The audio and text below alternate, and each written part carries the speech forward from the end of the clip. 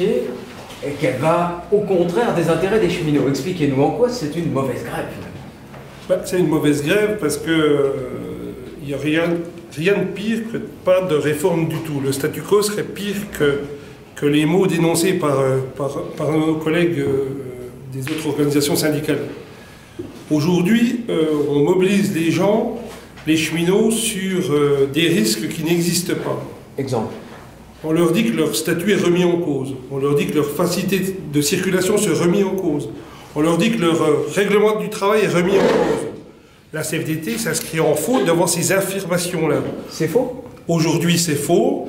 Le projet de loi prévoit un cadre qui fixe la création d'un groupe public ferroviaire, qui fixe la réunification du gestionnaire d'infrastructure, et que derrière ça, il y aura une négociation d'une convention collective qui permettra aux cheminots de l'ensemble de la branche ferroviaire de bénéficier d'une couverture sociale de haut niveau. Et c'est ça que veut la CFDT aujourd'hui. Certains veulent nous enfermer, ils veulent enfermer les cheminots dans une SNCF de 1938 avec un monopole public d'État. Tout le monde sait bien que dans le cadre, nous vivons dans la réalité, dans le monde réel d'aujourd'hui, et qu'avec l'expérience de ce qui s'est passé sur le fret, en moins de 6 ans, nous avons perdu 30% de trafic fret avec l'ouverture à la concurrence, et nous avons perdu 40% des effectifs cheminots. Nous considérons que s'il n'y a pas de réforme du ferroviaire de mener à son terme, et la CFDT fait des propositions pour que le cadre social soit le plus haut possible, eh bien, dans quelques années, le groupe public ferroviaire et la SNCF d'aujourd'hui n'existera plus. Les cheminots n'ont pas de réelle raison d'être inquiets aujourd'hui? Mais bien sûr que si, qu'ils ont des réelles raisons d'être inquiets, puisque... Avec ce projet? Mais pas avec ce projet. Chaque fois qu'on amène un changement, ça génère de l'inquiétude. Notre travail de syndicaliste, c'est d'une part de les informer et de porter leurs revendications pour qu'ils soient rassurés sur leur cadre social et qu'on puisse véritablement leur donner un avenir au sein du futur groupe public ferroviaire. Mais là, ce cadre, est-ce qu'il a des inquiétudes? Est-ce qu'il a un rapport avec l'inquiétude que portent les cheminots? Ou est-ce qu'on leur ment? Est-ce qu'on leur bourre le moule? Je crois que certaines organisations syndicales ont intérêt à rester dans un cadre historique corporatiste et de nier la vérité. De gréviculture, vous dites? Nous parlions de gréviculture.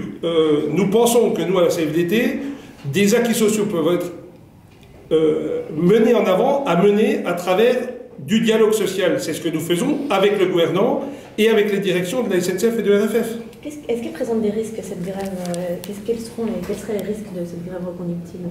Le risque, il faut penser aux usagers et aux clients qui, effectivement, pour de mauvais motifs, vont être pénalisés pendant cette semaine, avoir des difficultés de se rendre à leur travail. Et on peut penser que pour les plus ultras, ça pourrait remettre en cause les transports pour le bac de la semaine prochaine. Nous espérons que derrière notre rencontre au ministère jeudi, le ministre pourra rassurer les organisations syndicales, réaffirmer nos exigences à travers ce projet-là, et que derrière, tout rentrera dans l'ordre et que nous pourrons entamer les négociations.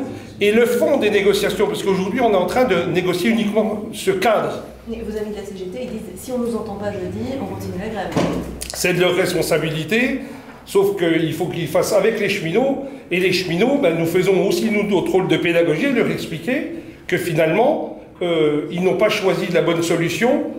La réforme du ferroviaire est nécessaire, ils ont à choisir leur avenir, à construire leur avenir, et nous leur proposons de construire avec nous. La CGT fait ça pour des raisons politiques? Nous pensons qu'elle fait ça pour des raisons politiques.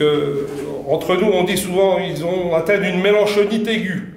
Mais, c'est peut-être un euphémisme, mais nous pensons qu'effectivement, ce n'est pas l'intérêt du groupe public ferroviaire, ce n'est pas l'intérêt du système ferroviaire de ce pays qui est mis en œuvre, et c'est certainement pas l'intérêt des cheminots non plus. On est en train de leurrer les cheminots? Je pense que clairement on est en train de leurrer les cheminots. Et pour la meilleure preuve qu'on est en train de leurrer les cheminots, c'est ce document-là, où deux organisations syndicales qui appellent à la grève demain disent qu'ils sont contre la réforme du ferroviaire. Pour autant, je vous montre ce document qui vise à définir un protocole d'accord relatif à la négociation de la future convention collective, et où il figure la totalité des organisations syndicales. Et alors, ça veut dire quoi, ça? Ben, ça veut dire que, officiellement, vis-à-vis des cheminots, ils disent qu'ils sont contre la réforme, mais ils ont déjà commencé d'en négocier la forme. La négociation a déjà commencé. La négociation a déjà commencé. Donc elles sont en train de mentir, ces organisations. C'est à eux qu'il faut leur poser la question. Je vous embête, hein.